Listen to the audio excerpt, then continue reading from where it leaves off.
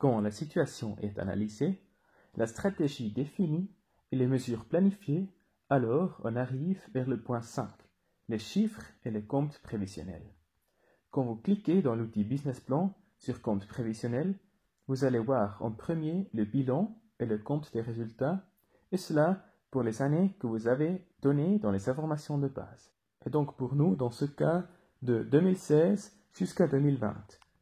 Vous voyez les actifs, les biens investis, les fonds propres, et vous allez même déjà voir toutes les sommes pour ces années. Si vous vous dites bilan, compte des résultats, au secours! Alors là, comme nous on ne fait pas un cours de comptable, je vous suggère de penchez-vous sur ça. Ils ne sont pas aussi graves que ça, mais ça vous aide vachement si vous comprenez les chiffres, même si vous n'êtes pas le directeur financier.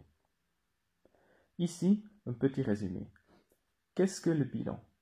En fait, c'est ce qui reste si on fermait l'entreprise au jour de référence. Tout au début, cela a l'air comme là.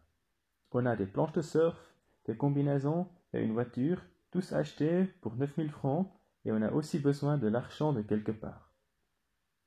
On sous-entend que les fondeurs l'ont donné, alors le capital de départ de 9000 francs.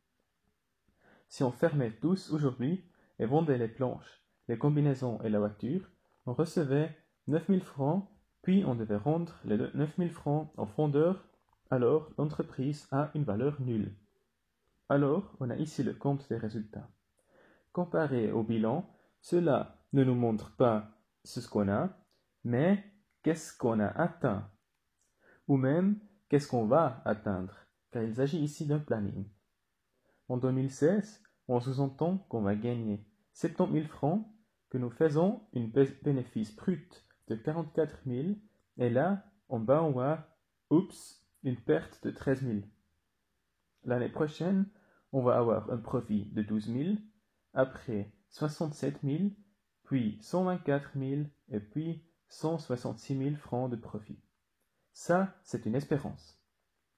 La question est d'où ces chiffres viennent, car on n'a pas encore entré les chiffres ici dans le bilan et le compte des résultats. Ces chiffres viennent du système. Vous les avez déjà entrés avant. Si vous n'utilisez pas le IFG Business Plan Tool, vous devez commencer maintenant, par exemple dans Excel, de rattraper ça et de faire le bilan et le compte des résultats. Dans le IFG Business Plan Tool, vous avez déjà entré les chiffres. Ici, la recette, par exemple. On a eu des buts économiques. Là, on a dit qu'on va vendre 3 produits et les clients peuvent venir pour une semaine et être dans l'hôtel pendant une semaine et avoir du surf guiding où on les a amenés vers les meilleurs spots de San Diego à Los Angeles. Ça coûte 999 et on sous-entend qu'on va le vendre 50 fois. On va devoir payer à peu près 400 à l'hôtel, donc il nous reste 599. On l'a aussi pour des chambres individuelles. Là, on sous-entend qu'on va le vendre 10 fois pour 1399 et on a des cours pour débutants qu'on va vendre 30 fois pour 199. Ces chiffres vont être sommés et mis automatiquement dans le compte des résultats. Alors, on retrouve le chiffre d'affaires net de 70 000 et dépenses de 26 000, donc on a un bénéfice brut de 44 000. On a aussi d'autres endroits où on a déjà préparé ces chiffres. Par exemple, dans les mesures, on a eu des dépenses du marketing. On veut faire une page web optimisée pour les mobiles et les moteurs de recherche où on dépense 8 000 en première année. On veut faire de la publicité en ligne pour 4 000, ce qui donne en somme des 12 000.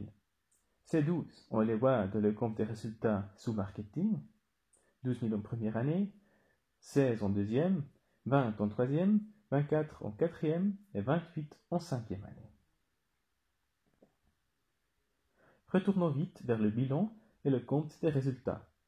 Vous voyez, en première année, nous avons ici un trou de 13 000 et en cinquième année, on va avoir un bénéfice de 166 000 francs.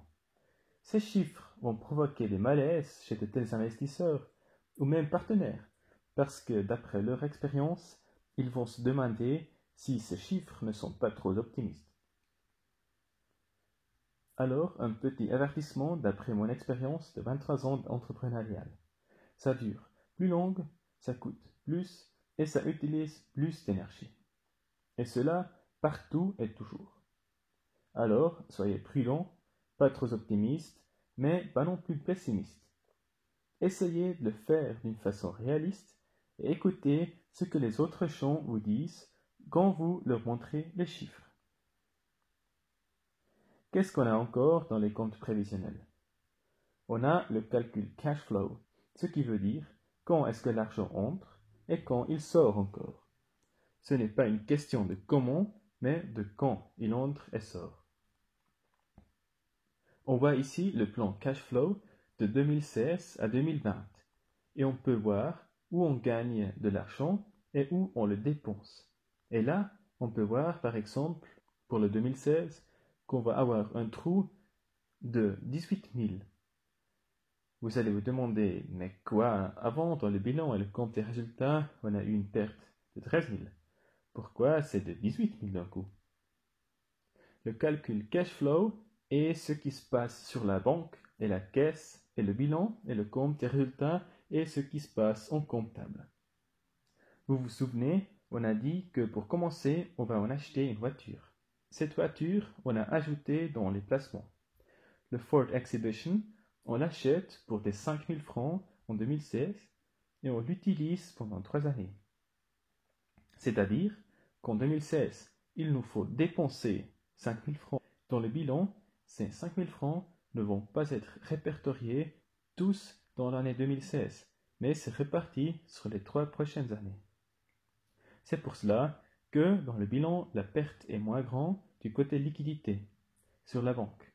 Il nous faut dépenser ces 5 000 francs en 2016. C'est pour ça que le cash flow est plus négatif que le bilan et le compte des résultats. Maintenant, qu'est-ce qu'il faut faire dans le cash flow? On a un trou de ces 18 000. On peut travailler ça, c'est-à-dire on a des revenus supplémentaires. Et si on est dans les revenus supplémentaires au cash flow, on a ce symbole pour éditer et on le clique et là on a des diverses possibilités. On pourrait faire un investissement ou un désinvestissement. On pourrait asseoir une hypothèque ou le rembourser. On pourrait asseoir un emprunt ou le rembourser, ou on a une augmentation ou diminution du capital de base, c'est-à-dire combien les fondeurs vont payer pour lancer cette entreprise. Et pour cela, on va dire qu'en 2016, les fondeurs vont payer 30 000 à l'entreprise. Alors, vous mettez les 30 000 ici et le sauvegardez, et vous voyez maintenant que les moins 18 000 ont changé vers des plus 12 000. Pourquoi? On a donné 30 000 à l'entreprise et on a eu une perte de 18 000, donc 30 moins 18, ça donne 12, et c'est cela qu'on a sur la banque après une année. Le cash flow nous donne un bon aperçu, mais ne nous aide pas encore au business quotidien. Pour cela, on a besoin d'une planification de liquidité. Cette planification de liquidité nous montre quand exactement on a besoin de l'argent. Cette planification de liquidité, on ne fait que pour l'année prochaine. Ce ne fait pas beaucoup de sens de le faire aussi pour l'année après, car on ne sait pas si on a vraiment eu un revenu de 70 000 et fait des investissements de 86 000. La situation à la fin de l'année peut être se voir largement différente que planifiée. Peut-être elle est coïncidente, mais la liquidité pour l'année d'après, il faut faire dans une année. Maintenant, ce qui est important est cette année. L'outil Business Plan nous a déjà préparé des choses. On a ici Q1, Q2, Q3, Q4. C'est donc le trimestre 1, janvier, février et mars, puis le trimestre 2, avril, mai et juin, puis juillet, août, septembre, et à la fin octobre, novembre et le décembre. Alors, on ne va pas avoir toutes les dépenses et tous les revenus en premier trimestre. Ici, on peut travailler cela en se demandant quand est-ce qu'on a des revenus. On clique sur le symbole pour l'éditer et on voit qu'on a mis 65 000 en janvier et du février au décembre, on n'a encore rien. Maintenant, on se demande quand est-ce qu'on va avoir des revenus. On commence au mai et donc on estime qu'on va avoir des premiers revenus de 5 000 au mai. Puis on le tape pour le juin, juillet, août et le septembre. Là, on a encore mis 1000 francs en janvier car on a rencontré quelqu'un qui nous a dit que si nous ouvrons le second, il veut être notre client et il nous a directement donné 1000 francs et alors on a déjà eu cet argent en janvier. Le reste va venir le long de l'année. On le sauvegarde. Alors, on voit comment ces 70 000 se repartissent sur Q1, Q2, Q3 et Q4. En Q4, on n'a pas eu de revenus et donc il reste à zéro là. Comme les revenus, on peut aussi assigner les dépenses. Là, on peut voir quand est-ce qu'on va avoir l'achat du matériel. L'hôtel, nous devons que payer quand on a des clients. Vous voyez que j'ai mis un moins au début car l'argent s'en va. Ici, vous avez le total, alors vous pouvez répartir les chiffres jusqu'à ce que vous ayez utilisé le total ou jusqu'à ce que vous ayez un zéro en janvier, car il vous calcule ce chiffre directement d'après les différences. Puis on a les dépenses pour le personnel. Mon partenaire a déjà eu un salaire dans le début de l'année, puis on a eu les premiers collaborateurs, et puis on a plus de collaborateurs à la reste de l'année. La même chose on fait avec le marketing. Le marketing commence assez tôt car on veut avoir des clients au mai, c'est-à-dire qu'il nous faut être présent en février, mars et avril. Ici, la saison des réservations commence et on sous-entend qu'on va dépenser un peu plus en mai, juin, juillet et août. Quand est-ce qu'on a des réparations de la voiture, etc. Cela va être pendant la saison. Puis les dépenses en véhicule, donc de l'essence. Quand est-ce qu'il nous faut une assurance? Quand on a les premiers clients.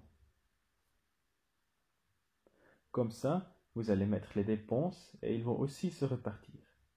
On voit là, en premier trimestre, on a un revenu de 1000, mais on a un investissement de 6000, puis 31 000 et 42 000. Et on peut voir là en bas comment la liquidité va être. C'est donc, si on donne tous les 30 000 au début, alors on avait déjà 33 000 sur notre compte. Ici, que 7 000, ici encore 19, et à la fin, 12. Maintenant, le capital des fondeurs va aussi être donné échelonné. Au début, c'est 10 000 francs et au mai, c'est 20 000 francs. Alors, on a la répartition et on voit quand on a de l'argent. À quelle question le business plan répond? On a dit, où est-ce qu'on est aujourd'hui? Où est-ce qu'on veut aller? Comment on y arrive? Et puis aussi, à quoi sert-il à la fin? D'après ces chiffres, l'outil business plan nous calcule la valeur de notre entreprise. Quels indicateurs est-ce qu'on a? Et chez les indicateurs, on voit revenus, gains et pertes, avec le revenu 70, puis la perte de moins 13 000. Comment allons-nous grandir? On sous-entend que nous allons doubler après la première année, puis on a encore un beau grandissement en troisième année, en quatrième ça s'aplatit, et en cinquième ça va devenir normal entre guillemets. Cela donne une vue globale, et je peux dire, est-ce que c'est réaliste ou non? Je peux aussi voir comment le cash flow se change. Je vois comment le capital propre va être. Il y en a les chiffres de la rentabilité. Et là, un investisseur va voir, bon, ils croient qu'en cinquième année, ils vont avoir 37% de leurs revenus en tant que gain. Est-ce réaliste? Est-ce non réaliste? Essayez de ne pas seulement mettre votre propre opinion. C'est important qu'on ait une propre opinion en tant qu'entrepreneur. Mais si vous montrez votre business plan à quelqu'un, et si on vous dit oui ou non, essayez de trouver ce qu'ils ont pensé. Aussi, demandez concrètement, est-ce que tu trouves que c'est réaliste ou est-ce que tu trouves que ce n'est pas réaliste? Écoutez ces renseignements. Vous avez aussi ici le revenu par collaborateur, le nombre de collaborateurs et donc un bon et bref aperçu de ce que vous avez estimé comment votre entreprise va fonctionner. Vous avez aussi des indications de l'évaluation de l'entreprise, On ne va pas aborder trop de ce sujet parce qu'il faut avoir un know-how de comptable assez profond. Vous pouvez bien regarder cela avec votre fiduciaire ou partenaire, ou peut-être pour vous c'est clair ce que le cash flow actualisé est. Vous avez ici l'évaluation de l'entreprise d'après la subsistance, d'après la valeur productive. Vous avez la méthode des praticiens et vous voyez, il en a déjà beaucoup de variantes. Par exemple, d'après la valeur productive. Est-ce que l'entreprise a une très belle valorisation après 5 années? Si on regarde la méthode des praticiens, cette valorisation est beaucoup moins grande. Je peux vous dire simplement que si vous voulez savoir la valeur de votre entreprise, la valeur d'une entreprise est toujours à négocier. Si vous vendez bien, vous allez recevoir beaucoup plus si quelqu'un pense « Waouh, je dois absolument l'avoir, il en a une valeur beaucoup plus grande que si vous dites « Je dois m'en débarrasser ». Je crois que c'est assez clair. Maintenant, on a fini avec les chiffres et puis on va aller vers le dernier chapitre, le sommaire de gestion.